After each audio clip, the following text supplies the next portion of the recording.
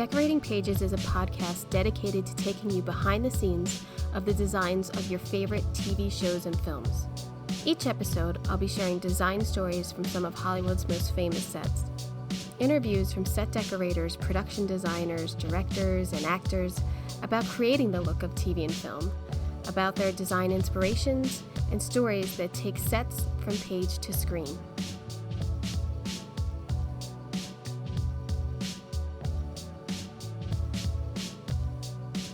Hello, and welcome to Decorating Pages. I am your host, Kim Wanup. Surprise! Merry Christmas! Here's a little present for you. I didn't know that I was going to be able to schedule this interview, so I didn't want to say last week that this was definite, but a fantastic surprise not for me, because I was hoping to talk to them, but the set decorator, Larry Diaz, and production designer, Paul Austerberry, for The Color Purple. And I really didn't know if the scheduling would work out, and I didn't want to jinx it, but I am so glad that I got to speak to them about this wonderful film. I love the original, and I was kind of weary to watch it because, you don't want to screw around with something you love. Um, but this is a different take on it, and it's a musical, and they dive a little deeper, into other characters and different types of the story, different, roads of the story. I'm told it's more true to the book, The Color Purple, which I'm gonna read now because I don't know.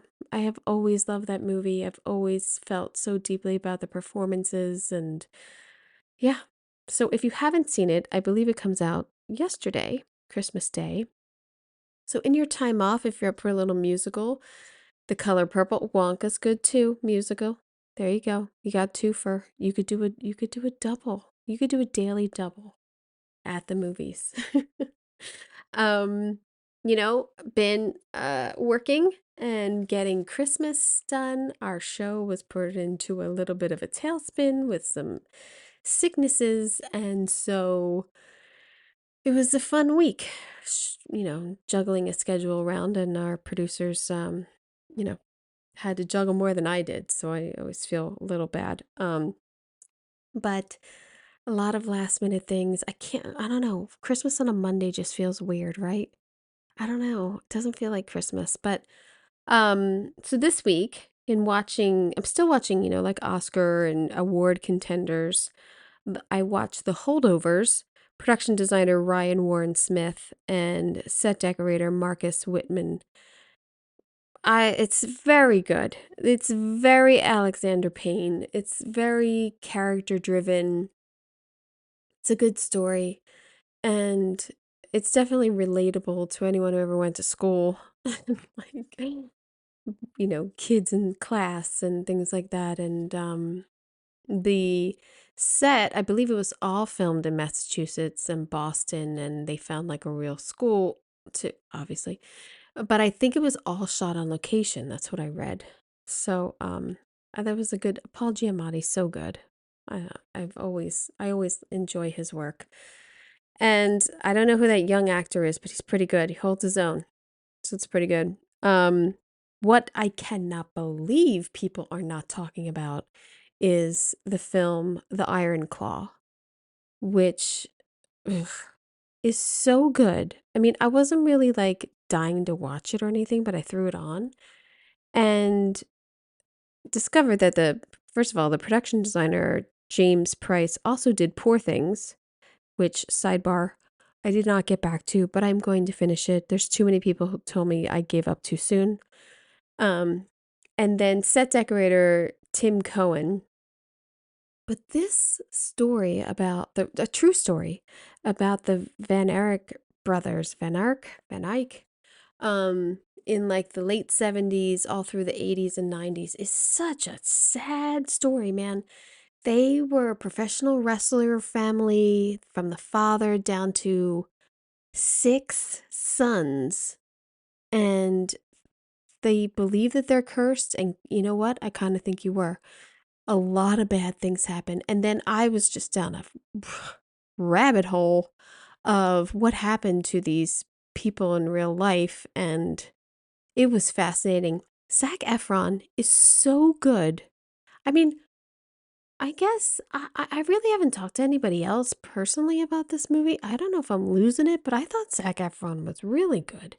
And there's a lot of naked chests, a lot of buff boys in this movie. Um, what is it? Jeremy Allen White, I believe, from The Bear, and from what's that HBO show he was from? Ugh, now I can't think of it. Anyway, he's really good too. He's really good. And then there's like these other unknown actors. Just such a sad story, and the death of brothers and wrestling. I don't know. It was so good. I hope it gets recognized because I would vote for it if I was voting in those categories. So those are the two that I watched this week. And then I picked up the two last the two it was a two or three two last episodes of Only Murders in the Building, which I was watching, and then my Hulu when it got expired, and I was like, I'll give it a couple months and I'll get back to it. It'll be a nice surprise. But now Hulu is bundled in with Disney. So, twofer. So I finished that off. Very good ending. Very good unraveling of the killer. And then the sets are fantastic. And you can listen to Rich Murray and everyone talk about the sets in previous episodes. And the showrunner also, I mean, I'm really into the show, and I always think that all those dressing rooms and Broadway, backstage, and the people's apartments, there's always fantastic wallpaper. So it's a very well designed show. And I'm glad I got to finish it. So yeah. Should we talk about this episode? Your present? Do you want to open your present? I think you do. Here we go. In this episode, I speak with set decorator Larry Diaz and production designer Paul Austerberry. They talk about the intricate process of creating the musical film version of the beloved book, The Color Purple. From selecting locations in Georgia and building sets in swamps and a waterfall, to antiquing and creating his own prop house of period dressing. We also discuss not just the color purple, but the significance of color and palette, specifically the use of color red as a symbol of Shug's passion and the impact on Ceely's perspective. This film dives deeper into some of the other minor characters, which gives the opportunity to see some of my favorite sets that were not in the previous film, like Shug's house. The juke joint really goes through a transformation from the first time you see it till the end. Um, it's beautifully done. And period, and the costumes are great, and the performances are very powerful. So I hope you get a chance to check it out over while it's still in the theaters, because I'm sure it's fantastic in the theaters also. So I hope you enjoy.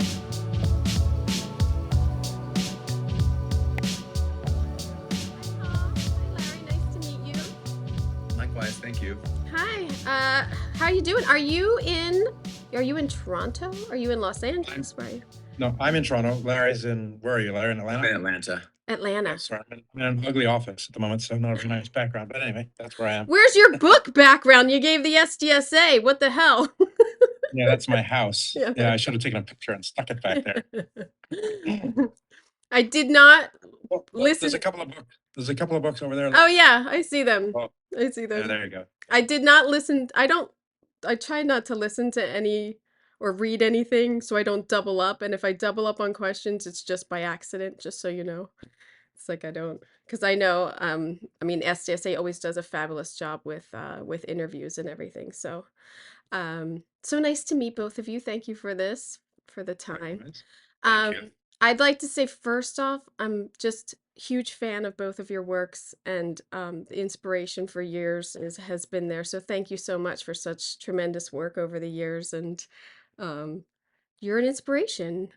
You are. Thank you for saying so as well. Yeah.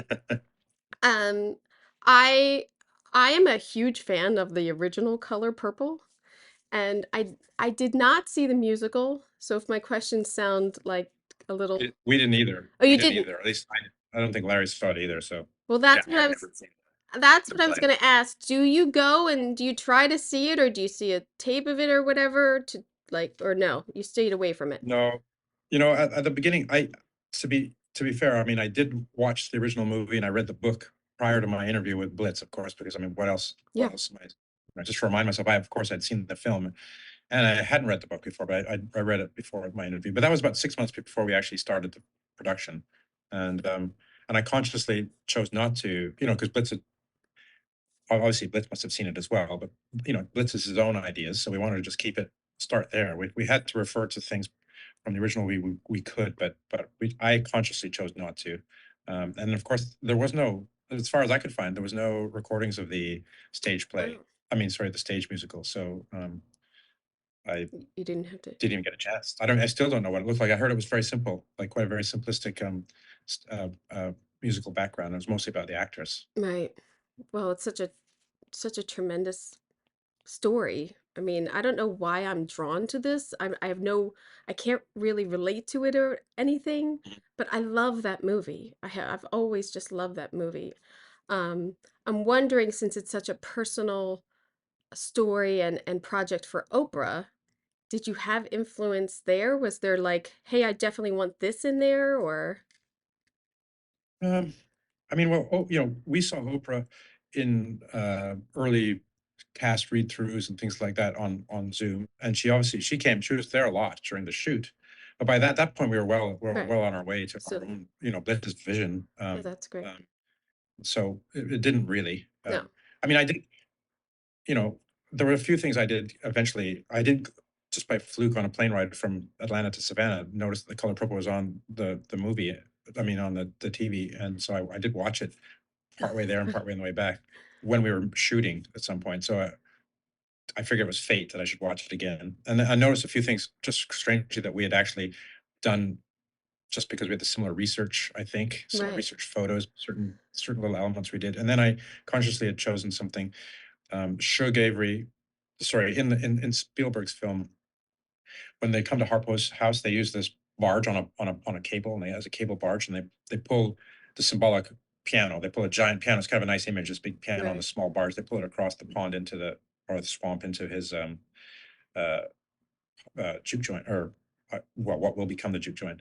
And so I thought, when chatting with Blitz, I was trying to figure out the best nice entrance for Sugar Avery, and I thought, whoa, well, that's a great one. We can we can come out of the darkness, Right. across the Yeah. water into into what's like the back of the juke joint. We had the big sliding doors that opened up like a proscenium arch. Yeah. It was So beautiful. we wanted to, the movie is supposed to be in relatable small spaces for the story, except for when the imagination parts come, obviously. But in that one, I didn't want to be in a small little wooden juke joint. I wanted to have that beautiful background behind her the whole time she's on stage. So it freaked out the visual effects guys a little bit because they figured there'd be a lot of shots that we'd have to comp in like a background Background. once we got onto the stage set. But we were able to, through Larry getting smaller lamps and trees, we did a forced perspective, and we put reflective floor, and Dan Larson fogged it up and lit it in a similar way. It was a really good Oh, it's match in the end. And then we had that beautiful background every time you're looking that way, yeah, and it's not just beautiful. this small set that it should be. It should be a small space. Larry, were you taking set dressing over on that little barge? Were you? Almost. Went down the sort of little pier or the footpath, Right. the same one Sophia goes down when The she first gets there. And it's like, that's literally how we did everything. When Celi's character brings the curtains and carries them yeah. down that little sort of bridge pier style footpath, that's the same way every single thing went in and out. Oh my God, that's So all it I was could. a challenge. That's all I could think of as a decorator of like, how did they get shit? You know what they did? They either got it on that little barge or they walked it Yeah, we over. walked it down that little pier. And when you're shooting in a set like that, it's a very contained, kind of a tight space, And then you put in, the camera, all the equipment, the lighting, the crew, Yeah. the And then they're like, like, get all this out of here. So it yeah, has to walk all the way back out on that same little pier and then get brought back again for when they turn the camera around. I walk So away. Nobody Like nobody fell in. I, Nobody fell in. exactly. you did? Yeah. You fell in? No, nobody did. Oh, Not a oh. soul. Yeah. I walk away when everything's set and then they're like, "All right, take out half the set." I have to walk away. I can't. Me too. I'm like, great, guys, do that, please. Yeah, Yeah. I hope someone took a million pictures because I had it perfect, and somehow it gets all back together. It's fantastic the way that works, but, yeah. I do obviously, the color purple is, that those flowers and everything. I have 2 questions about color. First, did you plant those purple flowers, or was that digital? Like, how did that work out? Because 'Cause you're in Georgia, right? Where the story takes place, but No, we had our greensman, it was quite a bit of planning because the whole farm was just a derelict Mm, farmhouse, that we added to. We added dormers, we added a second floor, we added a back porch and a fire, a nice brick fireplace in the back. We had to create that whole vegetable garden first of all in the backyard. So we and it was the wrong season, so we started growing tomato plants and things like that in a greenhouse. It was winter when we were preparing all those things, and then we had to plant obviously all the what stood in for the uh, what did he plant? The indigo Indigo. plant in his fields. We planted all those too because it was just all overgrown, like it was 4 or 5 feet high, sort of long grasses when we were there. So the greensman like mowed it all down early so we could grow back and look natural, but not oppressively tall. And we planted a bunch of bushes to look like the indigo plants, and we had to we picked the nice hill with the house in the background. yeah. We planted about a quarter acre or something. We literally tilled it all to natural earth, and we bought many bags of seeds, and we picked the colors. We didn't want it to be all one because that doesn't seem realistic. We Right, planted because 'cause they're different wild, right? colors, but mostly predominantly lavenders and purples and things like that. And we planted it, and we just crossed our fingers and hoped to heck that it would be there in time. And because Georgia rains or it doesn't rain, so we had watering. They were watering it continuously for. I think we were there. We were planting about 3 months out, so it took about 2 months, probably, believe it or not, to get them to the height they were. Oh, wow. And yeah, and that was it. It was planned but it's supposed to look like a nice wild field of W flowers. What was your overall prep on this? We have Larry. We started prep in November and we started shooting in dear April, Wow. something I like think that. it was April that we started shooting. It was And reasonable. so, It was a reasonable prep. I mean, so what did we have? Like, I think you Yeah, that's probably good. had 20 20 something weeks. weeks. Yeah, Yeah. 20 weeks. And Yeah. so you built onto the house, you built the juke joint on location and on stage. You Yes. Did you build the chapel? No, the chapel was I forgotten the name of it, but it's about 'Cause, 45 minutes south of Savannah. Or Dorchester. It's called Dorchester Presbyterian, I think, and then church. I And it's a beautiful. beautiful historic chapel. Um, and we had to do a few things. We had to make it outside. There was a few things we had to pull and change and cover, but inside it was pretty good. I mean, we got rid of some benches, and the lighting was converted to gas or oil anyway, wasn't it, Larry, in Yes. that place? There Oh, were vintage fixtures that they had retrofitted to be electrified, but they were original and they were appropriate and they looked really good. So that was really more about a little bit more extraction than a few things we augmented just to sort of serve our story and our Yeah, we DNA. brought in the pot-bellied stove. We brought the heating stove in there yeah. and things like that, and then changed the pianos to the. We built a little riser because there was like a carpeted riser at the altar at the front, and of course the pulpit. It's such a powerful scene when they're singing together on that piano. I just wept. Because I love the scene before, and to see it remade and still have that emotion, I just loved it. Loved it. Yeah, that was a strong one in Steven's film, wasn't it? Yes, as well. So yeah. Yeah. Um, Larry, in finding these period pieces, did you have a lot of luck in Georgia? Were you buying things in? Were you know? A combination of both. I mean, we utilize some of the prop houses in Los Angeles because they have things in their collections, and then I would make production deals where I just put it on a truck, kept it for the run of the show. And how I tend to go about a movie, particularly a period movie like this, is to I sort of create my own warehouse of sorts. So I Right. go to antique stores, prop houses, and kind of just start collecting and amassing what I imagine we'll use, because in any set like this, you always have sort of stock items. You're going to need beds. You're going to need, chests of drawers, this, that, and the other. So I just kind of start collecting it and, kind of thinking like, ooh, that'll be good for Sophia and Harpo because they're a little younger and it's a little more current, a little different. This will be good in the farmhouse. It's a little more like, maybe it's been handed down and there's a little bit of generational sort of, you know, uh, uh, things that have been, passed on that, would have been in place probably for Mister's father, Right. when he inherited that farmhouse. So I kind of go about it in that way. And Georgia is, it's very rich with antiques still here in the South. So you can really, collect very well. It takes some effort. You have to Right. cover a lot of ground to do it. It's not like, it's in one area. Sometimes, Margaret or my assistant decorator or myself and or my buyers, you go off and travel to some town that was 3 hours off in one direction. And sometimes it's like, wow, it was amazing. It was Yeah. treasure trove. And sometimes you just go, wah, Yeah. nothing. Yeah. Yeah. It's the So, that drive there, the promise of like, I'm gonna find a yeah. gold mine, and then you're like, "Ugh, I Exactly. found And then one other more." times you stumble on something that you just go, well, this just is going to be like some junky nothing place. And then you go in and you find some like really amazing treasures. And it's a challenge on a job like this because, we're doing a period piece. Some of it can have some wear, but we're also doing like the general store, for instance, where you Yeah. have to have items Huge that look dress. like they're brand new and on the shelf. It's got to be stock. So you have to find A, multiples, and B, they have to be in good condition so they look like they're a brand new item on the shelf, Yeah. not an antique store at that point. They're supposed to look like brand new, just Right. manufactured. I love the So that's store. as well. I love the store.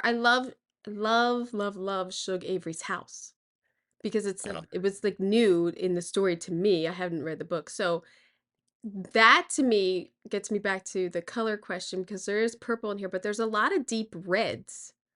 There's his wallpaper in Celie's bedroom. There's Shug Avery's house and costumes. What was that? What happened, the whole point, early on talking to Blitz, we wanted to have, you know, obviously a relatively earthy palette for the most of the movie, but there are some color there, and a lot of it comes with the costume, of course. We kind of was a bit more subdued in the backgrounds. But the one color that we kept very carefully away from was red, and that was Sugar Avery's color. She Mm, brings life. She's the beginning, the impetus for Celie to start growing, and so and we symbolically, it's part of that was the color.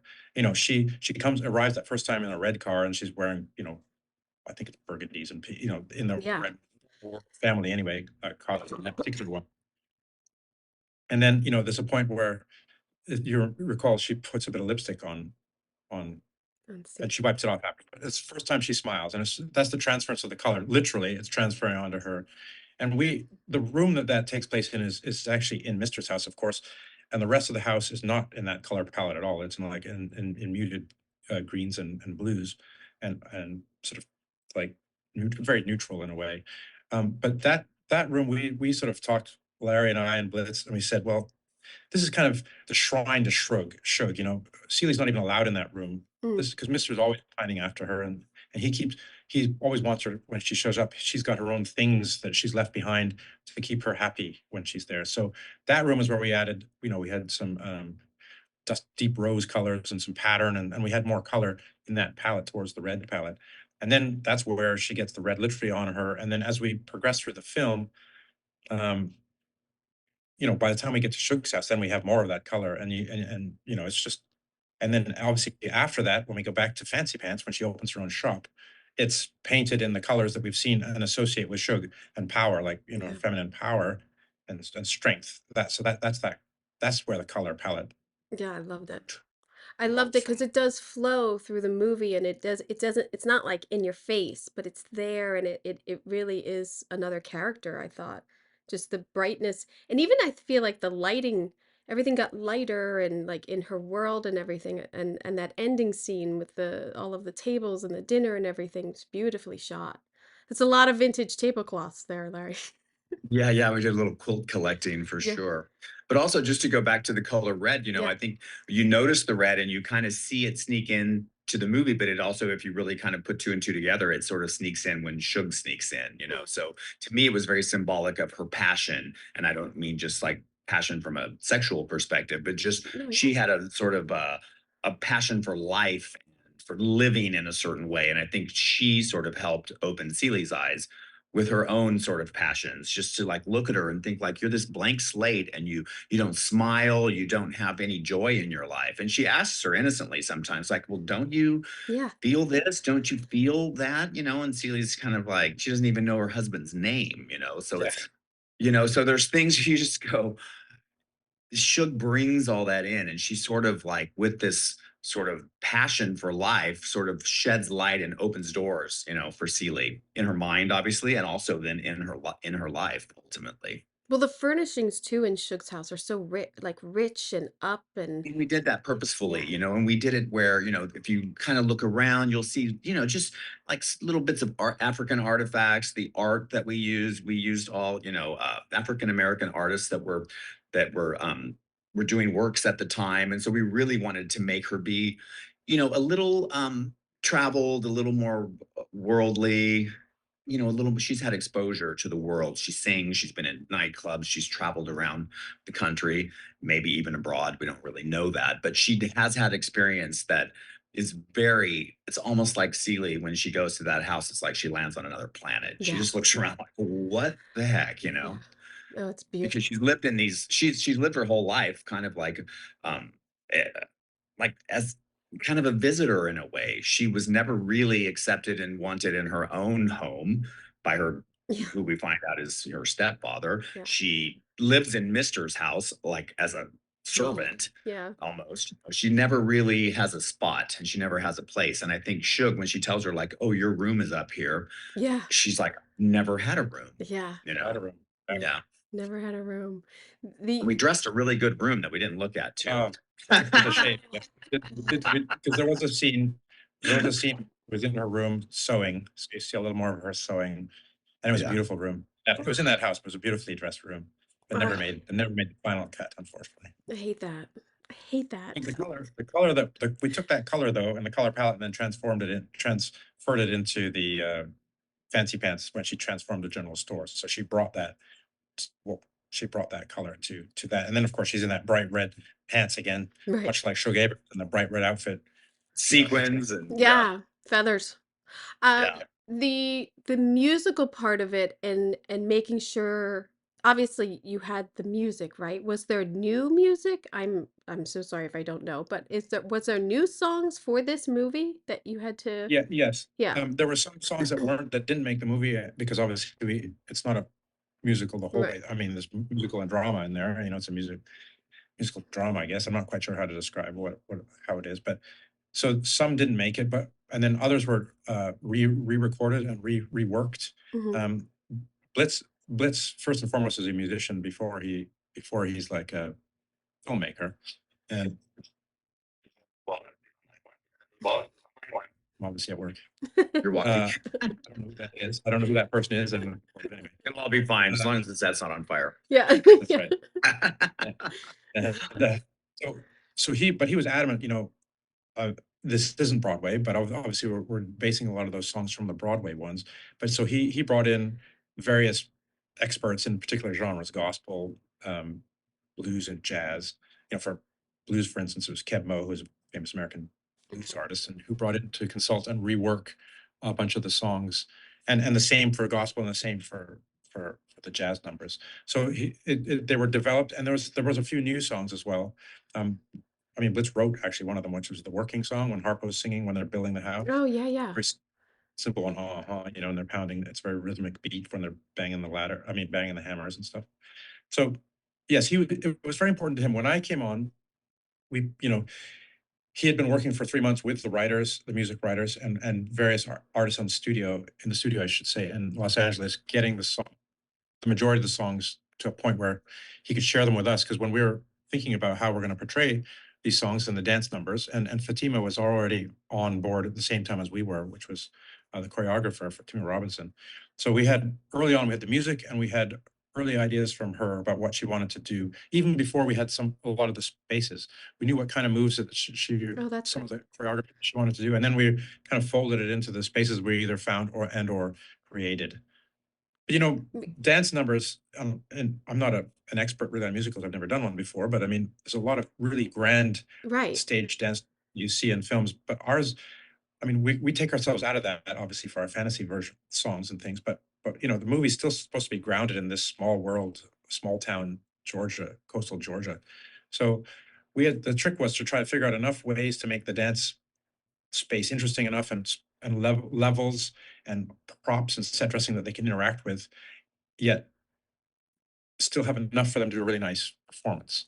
It was a There's tricky a one, but balance. because Fatima's team was so flexible, they were able to, they would rehearse. We would tape out things, but obviously, once some of the spaces were smaller than we originally thought we'd get, but they were able to transform them into those spaces, and I think quite successfully. Oh yeah.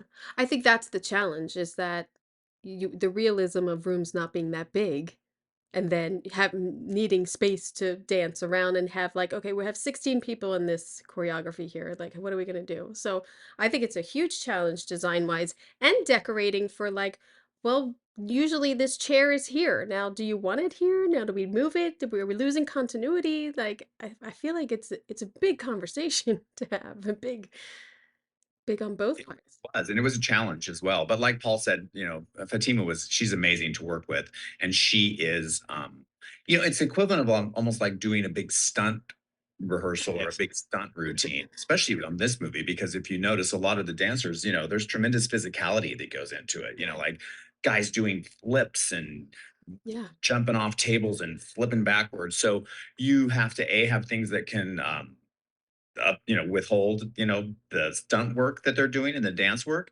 But you also have to you don't want to serve the music and the musical part of it and then sacrifice the set. So it's kind of striking that balance between the two. So Fatima made it easy because she's very flexible and she would kind of work with us because we knew we couldn't do something so huge that it would look ridiculous. We Right. also know you can't decorate a set and leave it just completely empty for the dance routine. So a lot of Right. stuff Right. say for in Celie's pants, I put it on wheels and everything was mobile and they ended up using the stuff, kind of um as props, like hand Right. props for dance routines and dance pieces. They use the rolling racks and pull them apart and do these reveals. And it's kind of cool. It's a little bit like Busby Berkeley sort of style, like using Yeah.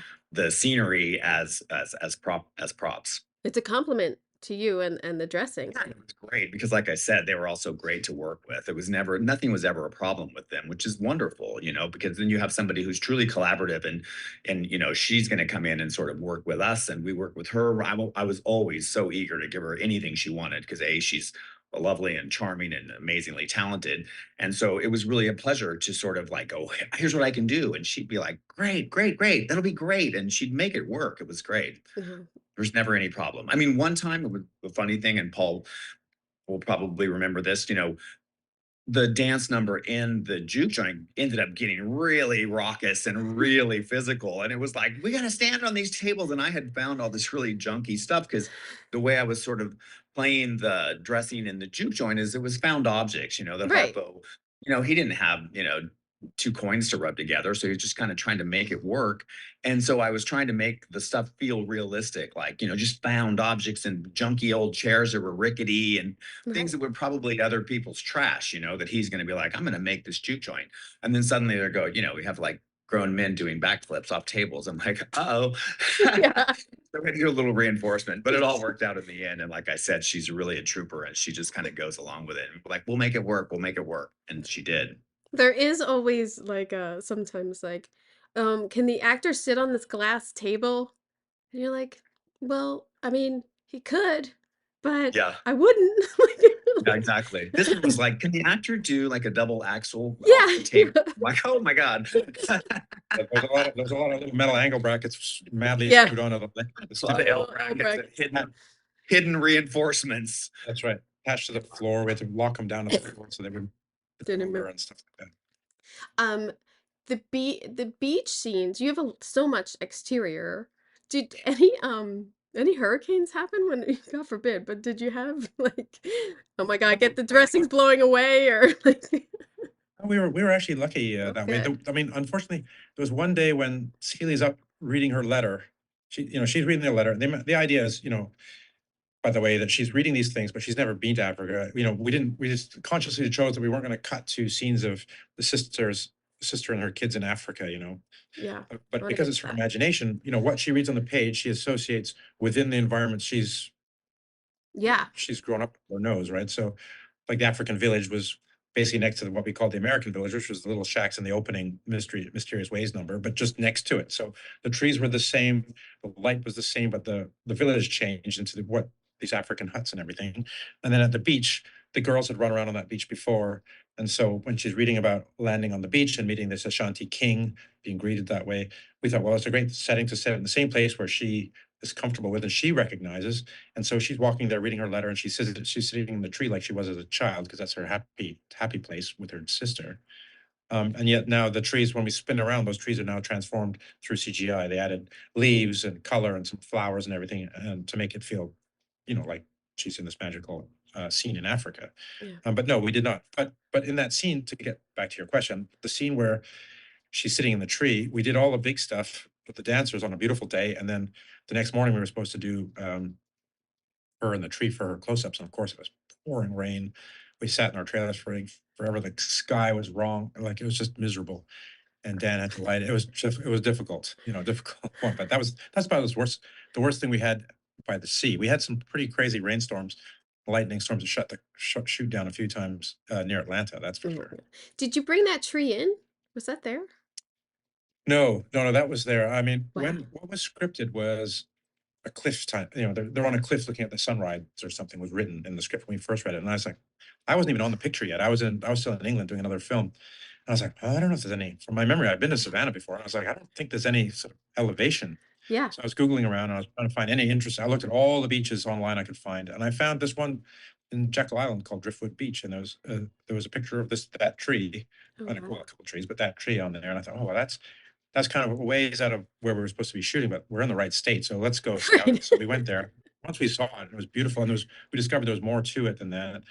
It was a little difficult for locations to let us shoot down there, because we're not allowed. The reason why those trees are like that is through erosion. The beach is being eroded, so this little grass is native grass is being encouraged to grow back to keep the shoreline where it is. And of course, 150 or 200 crew Right. members trampling around is not going to be a good idea. So it was all roped off. We had to go through the hoops to get permission, which thankfully we got. We had to be very, very careful about where we went, and we were very limited about who could go down and what equipment we could bring onto the beach. But it was really worth it, because the scene's so lovely Oh, to be down there with those beautiful, beautiful gorgeous. shapes. Yeah. Yeah, whenever they say small footprint, you're like, "Oh, so that's 60 people." Yeah, Yes. Yeah. it's not plus Paper dollies, everything else. Yeah. yeah, plus the dressing, plus, yeah. It's never really a small footprint. I always feel bad in locations telling people that. But, I love that tree. I was wondering if it was a design tree because it was so perfect, and it's so perfect that Yeah. it's sitting there. It's so fantastic. But yeah. I mean, Also, I like how it sort of bookends the movie. You kind of start in Yeah. these trees, and especially the one on the beach, because it's really austere, and they're dead trees, at that point. So to start with this sort of dead tree, it's very symbolic, because trees, often symbolize life. And then to end with the big dinner scene around the giant oak, that was just such the tree of life and the family tree of sorts for me, for the movie. It just sort of like wrapped it all up really beautifully. And the tree is Yeah, just was just so the script had it. The script was written as the field of lilies, so obviously it was Mm. written in mind, I think, of the rolling hill with the color purple flowers all on it, and then the long table out in the sunshine. But of course, Dan Lauschen, our DP, would have killed me if I stuck the final scene out in the broad, harsh sunlight of Georgia. And I think actually, I guess we didn't shoot that in the full summer, thankfully. But anyway, it would have been pretty harsh to be out there all day long. So once we were looking for the tree for the beginning, the patty cake scene, and once we found this tree, I was like, oh my God, well, can we not come full circle? She's happy with her sister there. This is where her sister's, well, not unbeknownst to her, sister's brought back to her at the same place. Symbolically, if it was the same place where she was happy, it would be amazing. And then, we decided, well, instead of this long table, let's do a circular table around this tree trunk and be under the canopy like a giant, a parasol to shade us from the sun. And you get the nice dappled light all Yeah. day long. And then for the really, really big beauty shot, obviously we waited till the sun was in the perfect spot to be It's back there beautiful. raking through the leaves. It's beautiful. So it was it was one of the early, I think it was in the end of our first week that we shot that. And it was just stunning to see. And Oprah was there, and it was a really lovely setting. It was a really nice scene. Yeah. It's obviously difficult to shoot the end of the movie at the beginning for the actors and everything, but Yeah. it was At the time we were at the coast, and it was beautiful for a way to finish up. It Um, was kind of a great way to start, though, too. I mean, I thought because it's like, Paul's saying it's the finale of the movie. We're shooting within the first week, but it was very moving, even to Yes. people on the set. I probably cried 10 yeah, times. So every time I they could cry right now. roll tape, I'd be like, oh my God, I'm like crying on the sideline because it's just beautiful and really moving. So it was kind of an interesting way to start the movie with the finish, but it was also kind of it was like having a carrot dangled in front of you because you're Right. like, wow, this What do is we really powerful and it's really great. And it was that moment I just remember thinking like, this movie is going to have some legs and it's going to be really good. I just felt it, Yeah. because their performances are amazing. Yeah, And they're there's so beautiful and they're subtle, but they're incredibly moving. And then, the scenery, the tree, the quilts, it's like her life's work. And all of it was just really visually beautiful, but also just very spiritually and just humanly yeah, beautiful. the journey of her life is that's such a great book, and I think that's why it translates from movie to musical film. Like it's so many versions of this woman's life you could just dive into. Like getting to see Shug's house now, or like just the exploration of the characters more in this Mhm. film just makes I downloaded the book last night because I do Audible. I'm like, forget it. I'm finally gonna read this book. Yeah. Forget it. I'll just cry in my car on the way to work every I did day. it. Yeah. Yeah, I don't I care. met Alice Walker one day. Scott Sanders brought her over Oh and he's wow. like, Larry, I want you to meet Alice. And I went up, she said, everything is so beautiful. And I kind of approached her to talk to her and I burst into tears. You're Oh going to my think God. I'm completely like psychotic, but it was really moving because the book had a huge impact on me. And it's funny, like you're saying, I read it. I'll never forget. I was finishing it and I was flying somewhere and I'm in the plane just weeping, and I think the flight attendant was like, are you okay? I'm like, yes, this book. Oh my God, But that's it was like, terrible. it was really an honor to meet her, obviously, as well. But Oh, that's I fantastic. just, I loved the book. I loved the first rendition of the movie, and I love this one as well. I think it's just like a nice, refreshing take. And I think that, like you said, there's a little more character development for some of the sort of secondary characters that you kind of didn't really know, and you get to know a little better. Shug being one, and also Harpo. Yeah. You kind of see him that he's kind of becoming this sort of more of a modern man, and he doesn't want to carry on this sort of like abuse and the sort of like holding down of women. I love in the one song where they're building the house, and then the women kind of come in at the last minute and are like, "Get out of here," and Yeah. like take over the Outside. whole. They're Yeah. like, "Okay, You you don't know know, what you're like, doing.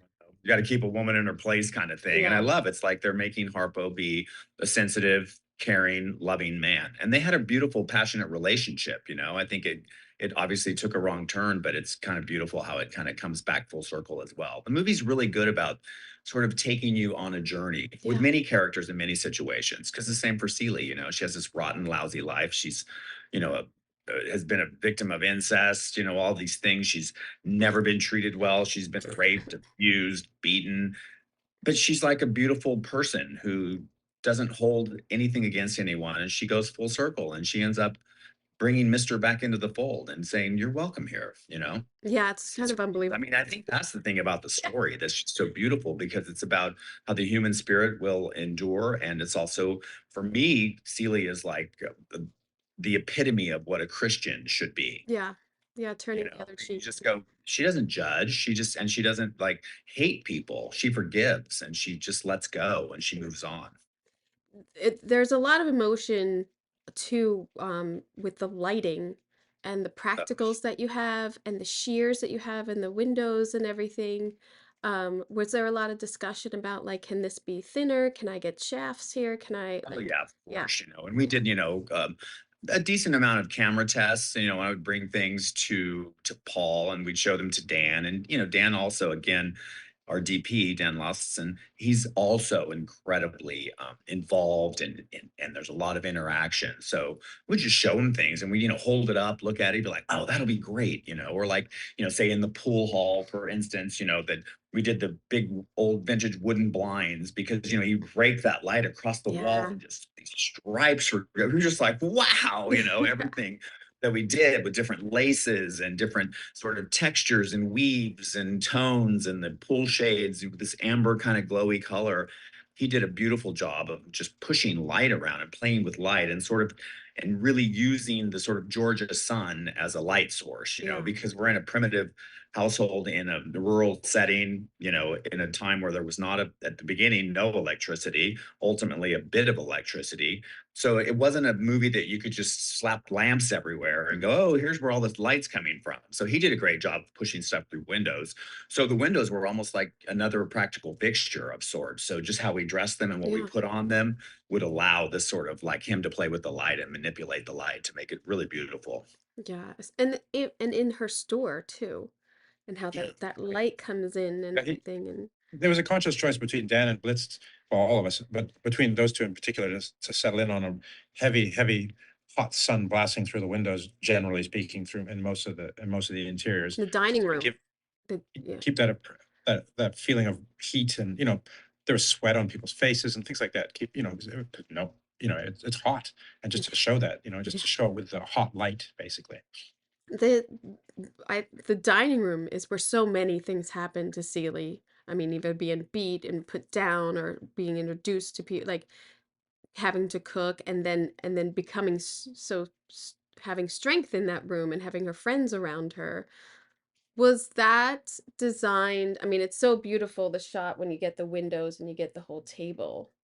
Is that at location and you adapted, or was that a set? Like I don't know what you shot. Was all the interiors a set, or did you shoot some Yeah. interiors there? Yeah, Yes.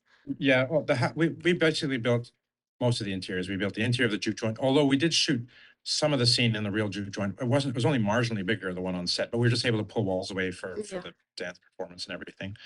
The house we built on 2 levels. We had the stairs and all the rooms on the ground floor and the stairs going up, and the entry to the bedrooms up top, but then we built a secondary thing for that. Above, we built the hardware stores, of course, the various versions, and Miss Seeley's pants, and then the apartment above the hardware store. We also built, of course, the jail cell, and what else did we build? Of course, the fantasy sets, but no, everything was Right. and Shugs was the big interior location we used. The ale house was a practical location off the main street, and the barber shop was a practical location. I mean, I say practical, but they were pretty much condemned, most of them. And we had to really refurbish them to get them to be, but we can even go in because there was so much mold and problems in that street. It was kind of an almost abandoned street.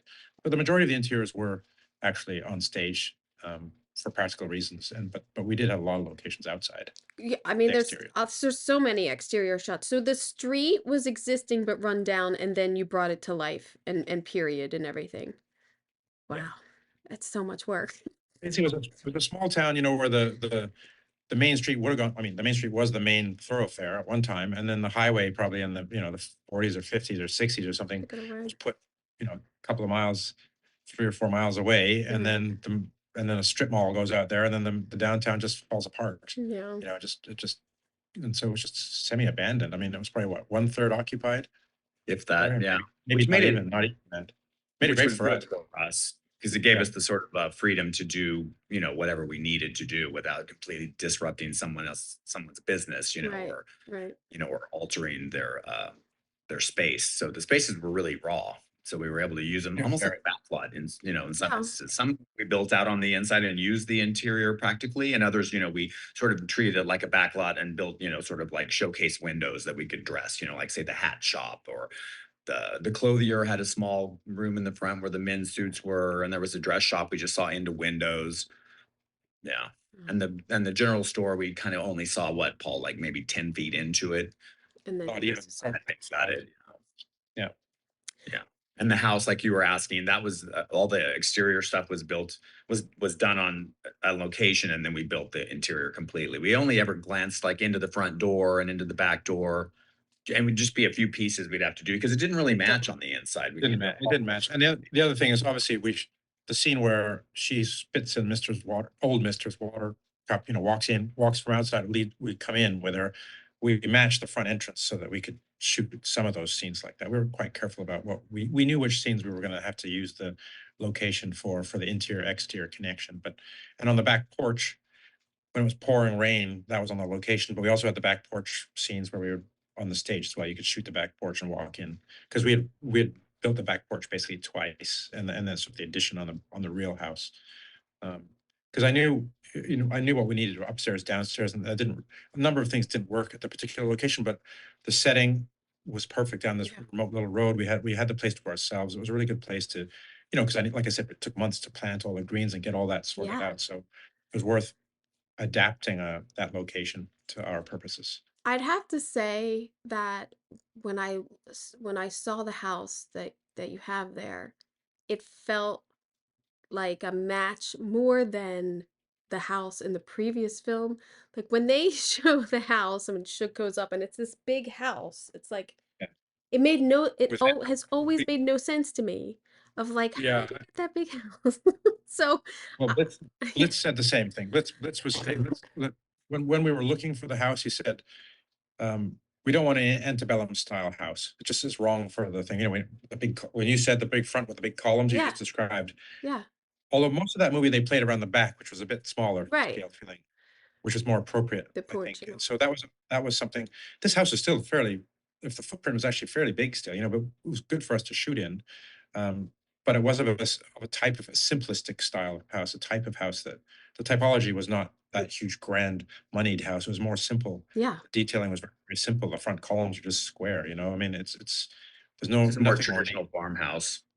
yeah. That's right. There's nothing ornate about it at all. No, And it definitely I felt matched better than previous, like in my mind, like, oh yeah, this is what it should have been. Like this is it. Like and it's so dirty too. I mean, and that's real. Like, they got dust bowl, like they're in a farm, like it would be really dirty. Yeah, we chose that. We knew that obviously when Seeley first shows up, it's a rundown mess, and it was really great fun for dressing to have it all just a Yeah. disaster with the chickens flying around, and the kitchen was I love the Oh, kitchen the when we walked kitchen's the into that best. kitchen.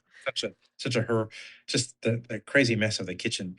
Um, but obviously when we as we get going and she cleans it up, so they don't have the money to repaint or anything like that, but it can be clean. Right. But the aging and everything, and the cracks in the walls and the patina of everything from the years of living basically still remain and give it character because as Larry said, probably will tell you, I mean, the dressing is fairly Spartan in there. I mean, it's on purpose like that because it's the kind of people and the kind of living they have that's not cluttered with a pile of things. So Yeah. the walls and things have to have some character as well when they're blank. There's not much on the walls.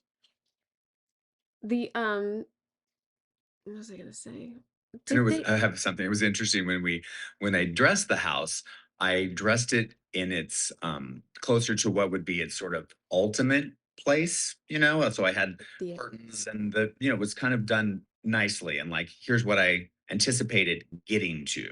And it was funny because I think for Blitz he was a little bit surprised. He's like, but it's supposed to be a mess and it looks too nice. I'm like, oh yeah, go away for like 20 minutes and then come back. And Yeah. then we just went and just ransacked everything. But it was kind of like I was trying to give him the opportunity to see it in its final state, so before we, totally tore it Right. all, because it's really hard sometimes when you're doing something like that that has a sort of a timeline, or a sort of Yeah, and the it's house has a life of its own. It yeah, it's starts back out, we and see forth. it, it's just a wreck. And then if you notice, every time we kind of go back, there's a shade, and then there's a sheer, and then there's a curtain on top. And it's kind of like Celie is like doing her best to make it a home, and Yeah. she sews, and I really wanted a lot of the evidence of change to be shown in a way that it made sense, and it was something that was doable. It's like that Celie could do, and she could sew, so she'd be able to get some fabric, make some curtains, do things like that. But it's not like she was going to go in and like, oh, I'm replaster the walls and start like completely doing like carpentry work. So I think it was great that we left most of the house in sort of the condition it was in. The paint outside was kind of chippy and down, but she just kept bringing in like plants and things she'd planted, and she like put her touch on things in the best way that she could. And then it still sort of showed you this sort of like transition, and the house became sweeter and more charming, and she made it, very home-like. Did you That's have a what lot of me. did you have a lot of back and forth, like, okay, messy, clean, like Yes. yeah. Oh, Yes, Yeah, that yeah, and and the outside, exterior outside. location. Yeah, That we're was the going to biggest one. the location, haul everything off the back yeah. porch. Okay, then we're gonna shoot in the morning back here, haul everything back. Yeah. We're always like Put all those racing. put all those flowers at the front by underneath the base of the pillars and things like that. A little rock garden, little rock, not garden, but little Yeah. rocks and little few pots, very, very subtle things, but we had to change it all several times back and forth on the day. Yeah, I like when you get that note from the AD. Yeah, we're at this stage tomorrow, and you're like, oh, are you? I'm like, great. Are Yeah. you? I thought, are Yeah, you? there's a lot of that. Yeah. Yeah. But somehow it all works out. Isn't that Yeah, crazy? luckily I have a really, The really team. good lead man and crew, and they just kind of figure it all out and Yeah. make it happen, you know? It's like, Uh, "This needs to be there tomorrow." I'm like, "Great." I didn't have to, like, occupy my brain too much with it because Brad, my lead man, is genius, and he'll just handle all of that, you know? So it's wonderful to have someone like that. there is two. I always find in things when you go back and forth, you're like, oh, I wish I would have done that, or I wish, oh, I should have brought this in earlier. Did you have things like that where you were like, For ah, me, I might sound like a bit of a jerk, but I so I've seen the movie twice now, and don't have one thing that I regret no, that's doing fantastic. I, doing. I have one thing from me, not Oh, you. right, it's probably about me too. Yeah, right now. No, no, no. When Mr. Sorry, when Harpo is building his little Harpo and Sophia's house, I I had my art directors go and hunt down salvaged windows, and we got salvaged wood that was already had paint on it and things like that. So when we put it together, I mean, we could have painted it like that. We could have made those windows, but why not just get some salvaged old windows Yeah, and stuff like it that works. and put together like they would have done, a little more realistic. And they found this one window that had orange textured glass in it. Well, I thought, oh, great, that'll be nice. It'll give a nice warm blast of color. But every time I see it, my eyes draw. It's in a way to me, it's too much color in that one little space, and I wish I'd at least broken out one pane of window, put a clear one in or something. Just to, it looks almost like a gel to me. It looks like the DP Gel. decided to put a gel on the back, and it bugs me. Oh, I brought it up with Dan the other day, and he said, "Oh, I've never even noticed." I'm like, okay, Yeah. phew. It's Is But it's funny. one thing. I noticed that window both times, but I actually quite liked it. I was like, "Oh, it's kinda great." And it does have a maybe you could kinda walk the line that it feels too deliberate, but I think it worked really well. The purpose that it served was great because it did put a glow in there that was wonderful. It was beautiful light when the sun in the morning came through it. And you and I know that it wasn't a trick and it wasn't yeah. manipulative. It was See, really vintage. now everyone knows. With the vintage window. Now everyone else knows Now too. everyone else knows. I mean, that's it's the hardest thing of like putting all this time and effort and love and passion into something, and when you see it on screen, if like, oh, they didn't turn that lampshade, or like, like the Yes. simplest things that maybe only you guys you know. I mean, I noticed the light, but I didn't think twice about it. I just thought that was a choice they found that I thought it was great. I thought they found the window and then now it's in there. Well, something different. Okay, phew. What what was your favorite set on this film? Larry, you start. Oh, jeez. it's kind of All of them? No. well, I want to say that and sound like a geek, but it it really was. It's got a lot of different sort of vibes and energy. A lot, every set did, and I really enjoyed all of them. I mean, I love doing the general store. That was fun, and I have done a general store before in another movie of a similar period, so I kind of already had a bit of a Mm. uh, maybe a lead on it or a bit of an advantage because I had done it, so I kind of knew some of the tricks to do. But it was great. It was fun to do that, and it was also great to do the store in. It also had to span some time, and it also had sort of a life of its own because it kind of we saw it in its glory when it was a really highly Right. a well-functioning store to the time when it's kind of been run into the ground and she goes back and it's just kind of half empty and it's just a bit of a mess. So it was kind of fun to be able to give that a life and then also to be able to take that store and then completely transform it into Sealy's pants. Yeah. That was great too because I think we really were striving to not completely sort of dismantle the story, wanted it to be very recognizable that it was Right. still like a big part of her life and her childhood. So we just really sort of retrofitted everything to like work the fabric racks into what were the store shelves. I And love that those fabrics. we painted the walls just to make it have a sort of a more feminine, and we brought in that sort of rosy dusty rose color that was a little bit of like in the red family to kind of give it some life. But so that was a fun set to do.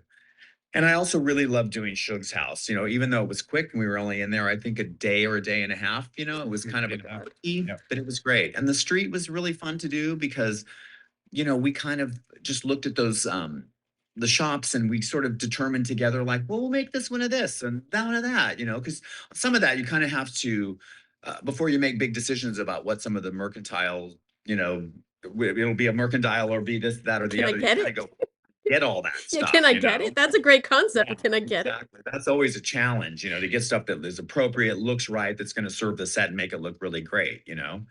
So I mean, but like doing some of those interiors, like the the ale house, pool hall, thing to like I find. really like the ale house. The ale house was a fun one, Yeah. and not that we saw a ton of it because it was at night. The barber shop was actually a lovely little set. The Oh, barber shop was cool. Yeah. yeah. We only saw a little piece in the film, but the whole in the reflection of the mirror. I mean, there was some really nice things in there. I mean, I strange enough, there were some sets that are quite beautiful and so simplistic. I'm gonna go from a non-set dressing tact for the ones quite complicated, obviously, to build the juke joint out in that swamp. We had to drain the swamp certain amounts. We could put swamp my vents out, God. drive in the piles, and build the sets. And we had to obviously make it from. We had 3 stages in there, so we went from the biggest to the smallest because once we filled it up, it was easier to subtract than it was Yeah. to build.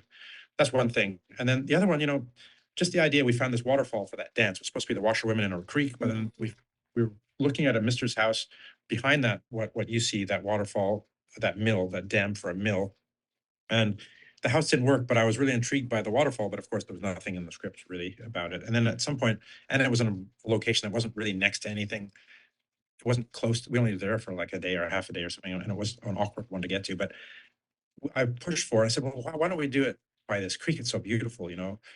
But of course, that's easy to say, but very difficult to do because they were going to dance under the waterfall. But underneath the waterfall was sometimes 8 feet deep, sometimes 6 feet deep, sometimes 3 feet deep, 1 foot deep, rocks, boulders. Right. So Moss, we had to, slippery. Slippery plus, moss. plus the water goes up, level goes up and down depending on the rainfall. So we had to, in the end, have divers for safety. We had to grip building underwater. We built these underwater platforms. That was one thing to get it level and just 3 inches or 2.5 or 3 inches below the water level. And then of course they come from the shore to the water and they don't want to break an ankle by stepping between something. So we had to scribe plywood against all the rocks all the way around it. And it was like the idea was super, super simplistic, but the execution was actually fairly complicated. But I love it because in the end it's such a nice, Beautiful. beautiful scene, but people have no clue that it took so much time. Right. And of course we had to scenic the rock, the plywood to look a bit like a smoothed over rocks underneath and everything. And the color was, they corrected in the DI because the color changed depending on how much rain there is. The water color changes, so we didn't quite match, but they were able to adjust it in post. I So have to agree. I didn't think it would. I mean, I would think it would be that a lot of work, but I didn't think it would be like that, like the platforms and or like yeah, draining the swamp and things like that. There's so yeah. much like People intricate don't think stuff. about those things. Yeah, it's Yeah, crazy. It's crazy. And then from your looking at one waterfall, all these people have to, but it works and it was fantastic and it's a, beautiful scene. So yeah. Well, all right. I got to go to work. So yeah. I have a meeting at 1 in 5 minutes Yeah. here too. So But thank you guys so much. I really appreciate this time and talking about the film because it's wonderful and I hope it's acknowledged. ADG is open voting, so I hope I see you there. I hope I see you. Yeah. lovely chatting again. So Thanks much. for interviewing us. Yeah. Take care and be safe. Happy New Year. Well, you're welcome. You're welcome for that fabulous gift. I am so thankful that I got to talk to them, and I really teared up during this, like talking about, like it's like they're real people to me because I have seen this film so many times. So I'm so glad I got the opportunity to talk about The Color Purple. It's a great. I'm assuming it's a great book. I'm gonna read it, and I'm gonna cry every day to work listening to it. I know, but I'll start that in January. So thank you again to Larry and Paul. Just thank you. And again, they are an influence. I mean, Inception. That is a greatly designed. I mean, Larry decorated that. I mean, amongst many other films that they both did, which I forgot to ask if they had worked together before, but I don't think they did. I think this is their first collaboration and everything. Well, that's it, folks. That's all, folks. Happy and healthy holidays. Let's just cheers to a fantastic 2024. And I hope everyone stays happy and healthy through the holiday season. And get ready for season 7 of Decorating Pages. I have nobody booked. I have no idea what I'm doing, but it's going to be great. It really is. And as I said in the previous episode, I am so thankful for everyone who just discovered this podcast this year. And it's overwhelming in a sense. I'm so glad that people are into this as much as I am, because I love it. So thank you, and I hope you got a big ol' earful this year. I'm Kim Wanup for Decorating Pages.